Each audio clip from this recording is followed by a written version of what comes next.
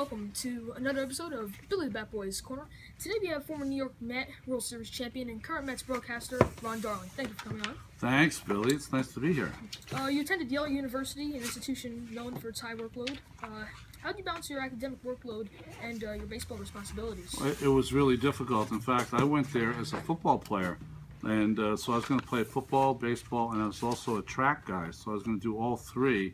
And I gave up football because the workload was too difficult. So I don't know. By chance, I became a baseball player. I never thought I'd become a professional one, but that was the first decision to play the sport. What was it like to win a World Series in 1986?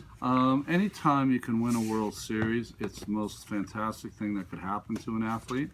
But to win it in New York City is it's a whole different experience. It's surreal because everyone knows about it. Every place you go, people stop you and want to talk to you about the World Series. And the best part, you don't pay for a meal for like 2 or 3 years. Besides the World Series, what was your other favorite memory from that season? I think maybe not from that season. Maybe not from that mixed season, but my This one's to me though. okay. Joni. My first start in the big leagues was These are all on done. September 6th, 1983, and I pitched against the Philadelphia Phillies. So the first batter I faced And these are was this is that Joe one. Morgan. Second batter I faced was Pete Rose, and the third batter I faced was Mike Schmidt. And I remember before I made the first pitch, my parents were in the crowd. And there's nothing better than when you pitch in your first game, the parents are there because they taught you how to play. So it was a cool moment. Was it a difficult transition from being a player to now becoming a broadcaster? That's a good question. I don't know if the transition is weird because it's so subjective. So I think when you become a broadcaster, you do the repetitions. That means you have to be on air a lot. You have to really work hard so you know all your stuff. And then after that, people let you know if they like you or not. That's where the subjectivity comes in. So that's nothing you can control. So you just try to work as hard as you can, and you hope that people like you.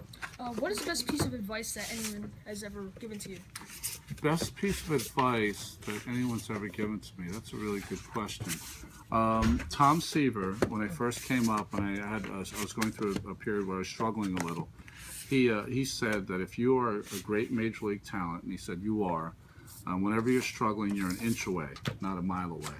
And I think that's good for real life too. When you're going through some tough times in life, you're not 100 miles away from what you want to do. Just keep it simple. You're only an inch away. And our last question, what advice would you give to a player who would want to become a sports broadcaster?